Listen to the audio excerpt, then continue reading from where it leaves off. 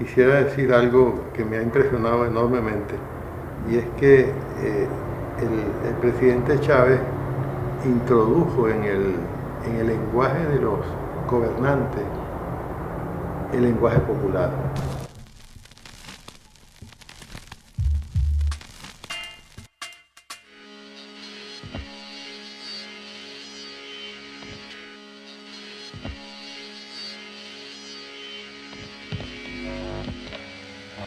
El dueño de la lengua es el artista de la palabra, es el poeta.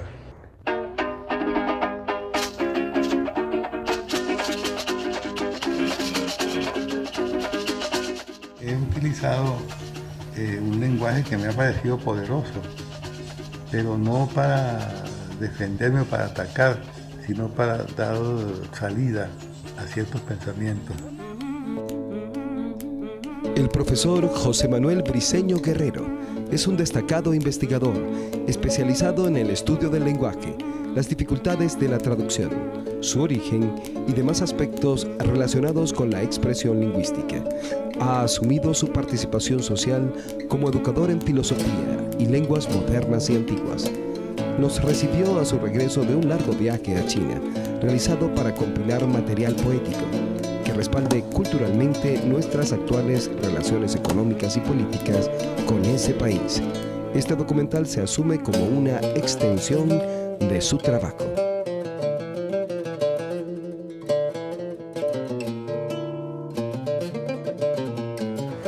Yo creo que lo característico del ser humano es la palabra. Tanto así, Argimiro, que si en una investigación de planetas se encontrara un planeta en que hubiera un ser igualito al hombre, pero que no hablara, no sería hombre. Y si se encontrara un ser igualito a un caimán, pero que hablara, ese sería hombre. Es decir, que lo característico del hombre no es la forma física, sino la palabra. Y cualquier lengua de la tierra hace eso. Creo que lo que hace que una lengua sea más importante que otra es una importancia que no es lingüística, es la importancia que tiene ese país con su poder militar o su poder económico, pero no porque la lengua sea menos buena. Y que las lenguas sean muy admiradas depende de qué poetas han tenido, de la capacidad de poner en palabras las cosas del mundo y el pensamiento y los sentimientos. Y si es posible una especie como de estructura conceptual válida para todos los hombres, o si cuando uno habla un idioma queda metido en el ámbito de ese idioma y no puede comunicarse con otros. Y sobre todo la traducción, si es posible traducir de una lengua a otra. ¿Sabes que hubo un estudio de las lenguas? Porque un fenómeno que asombra es por qué los diferentes pueblos hablan lenguas distintas. Y hay un mito que es el mito de Babel, la torre de Babel, que estaban construyendo una torre que llegaba al cielo y Dios no le gustó eso y les dividió las lenguas, de modo que unos hablaban una y otros hablaban otra. No hay que tomar eso literalmente, es un mito. Quiere decir que los hombres no hablan un idioma común a todos, pero en el fondo sí, y traducir poesía. A mí me pareció siempre que eso era imposible. Y últimamente yo sigo creyendo que hay aspectos de un poema que no son traducibles, sobre todo los aspectos fonéticos muy difíciles. Pero el sentido del poema sí. Yo creo que sí, que todos los idiomas se pueden traducir unos a otros. Y ahora sí, estoy traduciendo poesía china.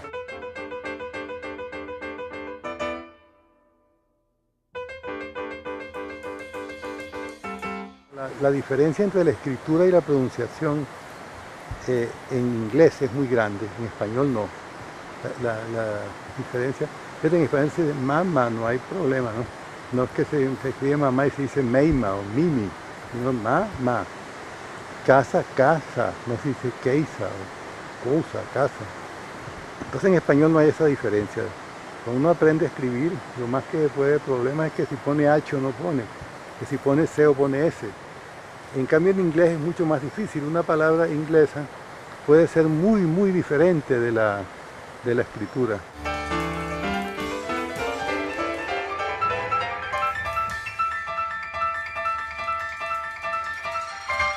Entonces he inventado una forma de enseñar a los niños a escribir como si fuera escritura china. Es decir, que al ver la palabra escrita, L-I-G-H-T, no pensaran que es L-I-G-H-T y que la pronunciación es light, tan distinta de la escritura, sino que de una vez al verla dijeran light. Entonces ellos trataron de hacerlo aquí, creo que fue durante un gobierno de Caldera, que los niños, y absurdo el proyecto, ¿no? Porque nosotros no tenemos problemas, no hay una gran diferencia, que nada más los niños vieran y supieran. Pues estaba una vaca dibujada, decían vaca, y no V-A-C-A. Pero hubo grandes problemas. Yo recuerdo en Carora, yo estuve de visita, y un maestro de escuela me dijo, mire profesor, ¿y cómo haría uno para no utilizar ese método? ¿No sería mejor aprender así, ve y vi? Yo le dije, sí, me parece bien. ¿Y a usted por qué no le gusta ese nuevo? Me dijo, porque los niños ven una mariposa y al lado está escrito mariposa. Pero no tienen que decir M-A-R-I, sino que una vez dicen mariposa, pero ellos no dicen mariposa, dicen tara. Entonces viene quedando que esa palabra es tara. Ven, por ejemplo, una vaca y pone novillo, pronuncian. O sea que da lugar a dificultades especiales innecesarias para enseñar a escribir. Y ven una señora bien distinguida, al lado dice dama, y ellos dicen puta. O sea que no coincide por fin abandonaron ese proyecto. Y era una simple imitación, servil e innecesaria, fíjate eso, ¿no? Y además perjudicial, dificultaba la escritura, el aprendizaje de la escritura.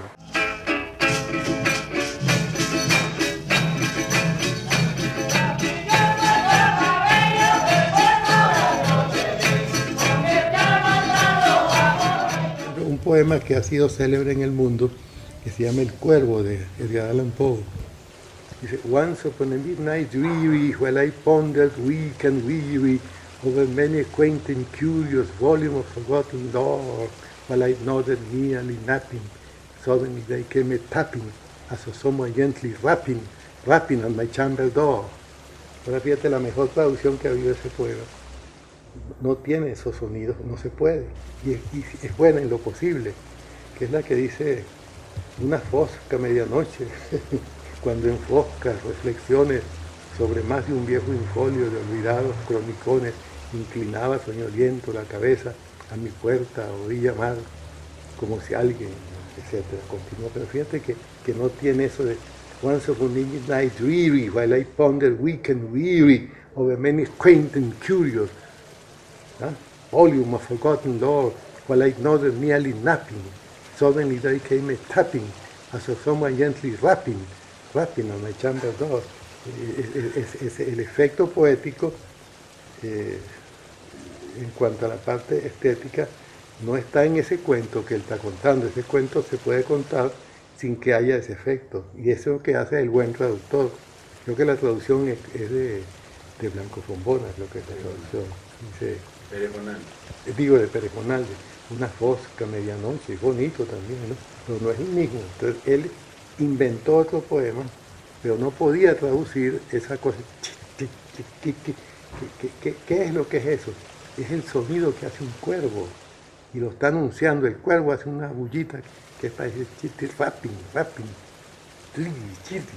algo así, conecta con el sonido de un cuervo, y va a hablar del cuervo más tarde. Pero antes ya está impresionando al lector o al que está escuchando con ese sonido característico. En cambio, en esta otra tiene otras cosas. Pérez Bonalde lo reconstruyó de otra manera. Otra cosa, fíjate, se dice que el alemán es una lengua como violenta, así de sargentos. 888. Claro, pues sí hay, pero también en cualquier idioma un sargento habla así. ¡Frente, en marcha! ¿Ah? Pero fíjate, un poema en alemán, Du bist wie eine Blume, so hold und schön und rein, ich schau dich an und Wehmut schleicht mir ins Herz hinein, mir ist das so wichtig, die Hände aufs Haupt dir legen soll, beten, dass Gott dich erhalte, so hold und schön und rein. ¿Dónde está el sargento? Eso depende del poeta, no hay ninguna lengua que sea brutal ni dulce.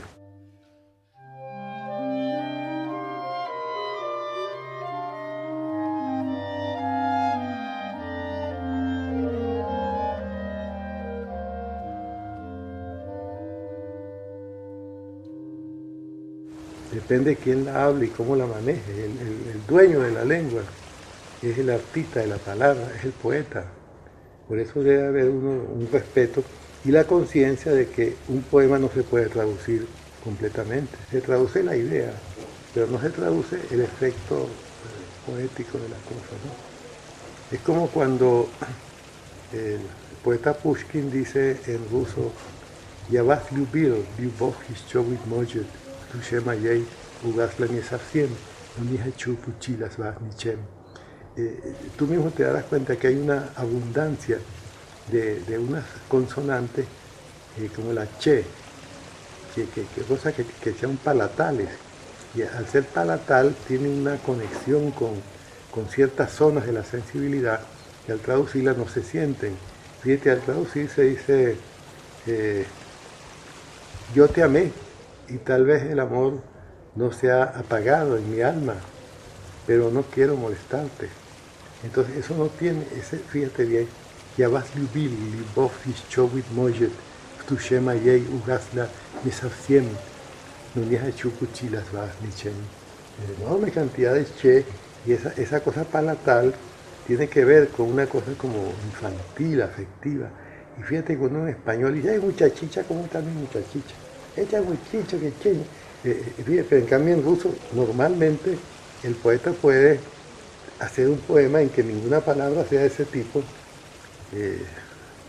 cariñosa, y que sin embargo contenga ese mismo efecto que tendría la palabra cariñosa.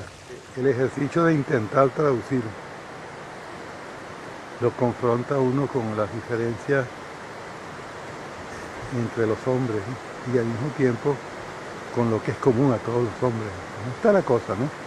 ¿Qué es lo que es común a todos los hombres y qué es lo que es de naturaleza cultural, de valor para una sola cultura? ¿Qué es lo universal y qué es lo particular?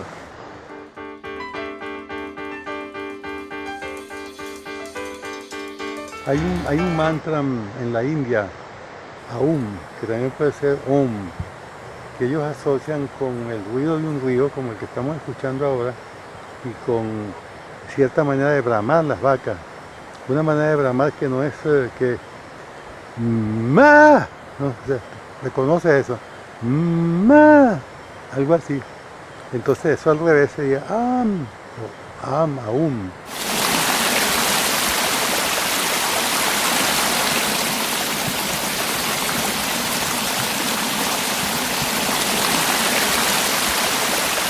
Pero la invención de la escritura es muy posterior a la existencia del lenguaje hablado. Se podría decir que es tardía esa invención. Y actualmente hay muchas naciones que no tienen escritura.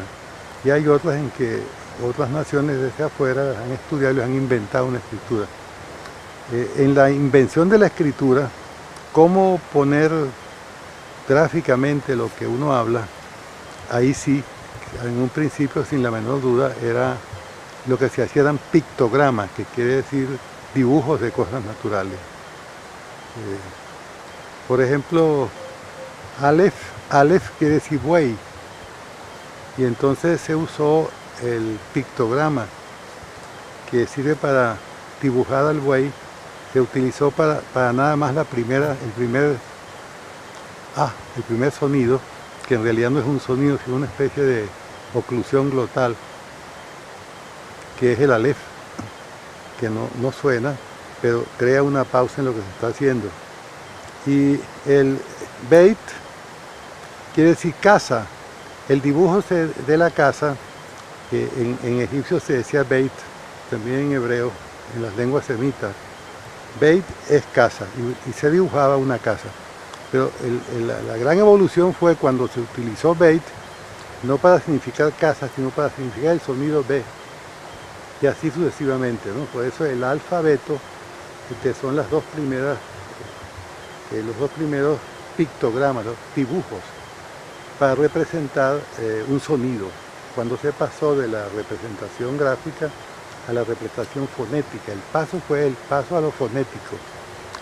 Los chinos comenzaron una escritura pictográfica también, que fue evolucionando, pero no llegaron a que los signos de la escritura fueran fonéticos. no representan sonidos. Ese es uno de los problemas para aprender chino, que no hay representación de sonidos.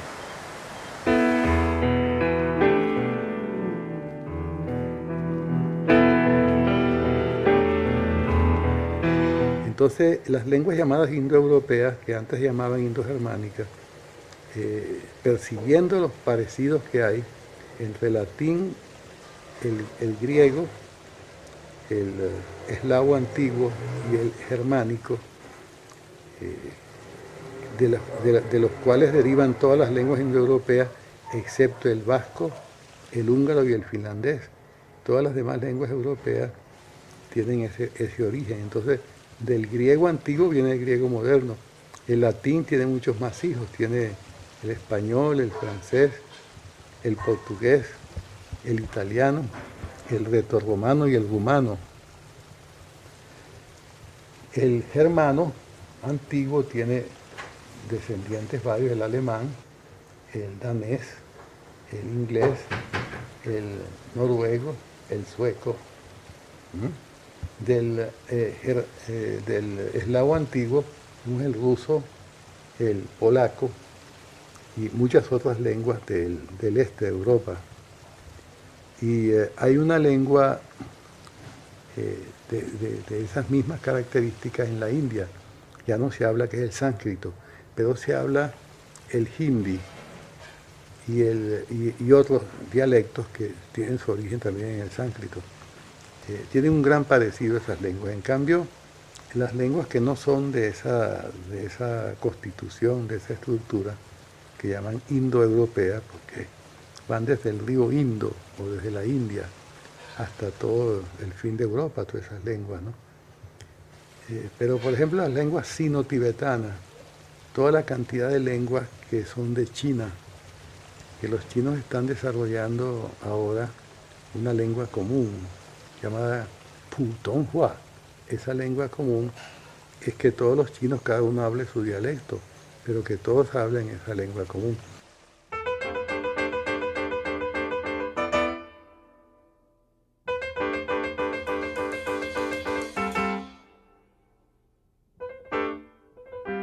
Yo digo que nosotros tenemos una tradición que es de varios orígenes, y un origen grande es europeo, porque tenemos la lengua española que hablamos, es europea, pero en nosotros hay una presencia de otras lenguas y de otras tradiciones africanas y americanas de antes de la llegada de Colón.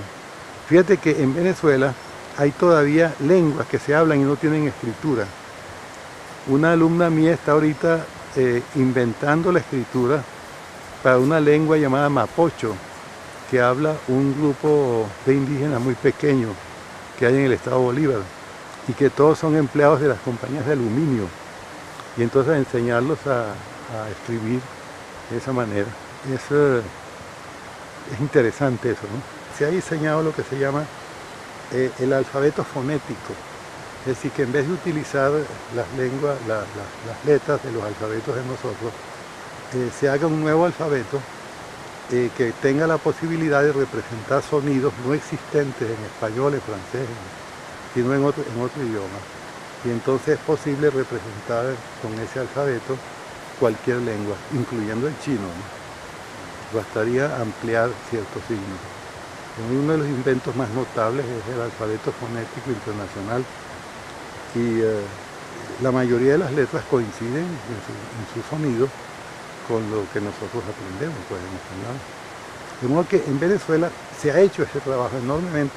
Los antropólogos son una gente que, no sé, se sienten enamorados y además responsables por los otros pueblos que hay en Venezuela. Y yo tengo también una sensibilidad por eso. Y siempre me ha interesado el destino de esos pueblos y el respeto que se tenga por ellos. Los Yanomami, no sé si le han puesto, creo que sí, hay un profesor Monzoñi que se ha ocupado mucho de eso. Y los antropólogos en Venezuela son gente sumamente interesada en rescatar y estimar otras tradiciones que no sean esas tradiciones occidentales, aunque nos pertenecen también. Y el gobierno, el único gobierno que ha apoyado este trabajo es el gobierno actual. Y hasta tal punto que permite o incluso incita que haya representación de los indios en el Congreso Nacional. Yo no he conocido todavía alguien que se ocupe por estudiar las tradiciones que no esté encantado con el sistema porque les da cabida. No solamente le da dinero, no solamente le da dinero, sino que hace que los pueblos sean respetados. Y yo creo que con el tiempo se acabará esa cuestión de que uno ve en Caracas unos indios que vienen por ahí del delta del Orinoco, en la calle, pidiendo limosna y los maltrata a la gente. Tienen derecho también a...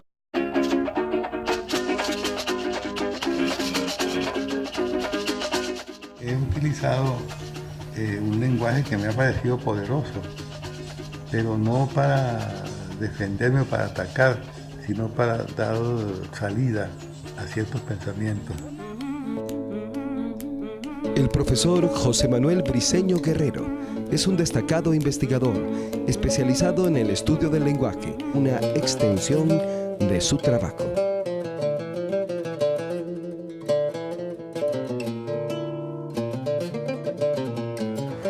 Yo creo que lo característico del ser humano es la palabra. Tanto así, Argimiro, que si una investigación de planetas se encontrara un planeta en que hubiera un ser igualito al hombre, pero que no hablara, no sería hombre.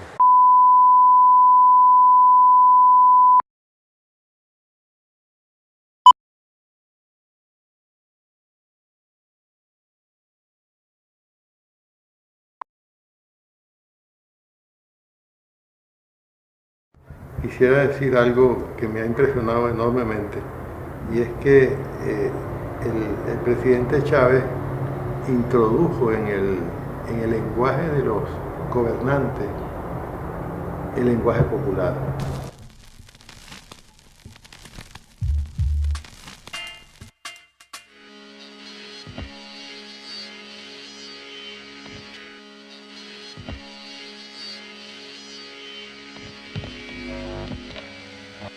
El dueño de la lengua es el artista de la palabra, es el poeta. Las dificultades de la traducción, su origen y demás aspectos relacionados con la expresión lingüística.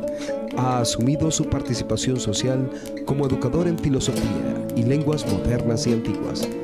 Nos recibió a su regreso de un largo viaje a China, realizado para compilar material poético que respalde culturalmente nuestras actuales relaciones económicas y políticas con ese país. Este documental se asume como un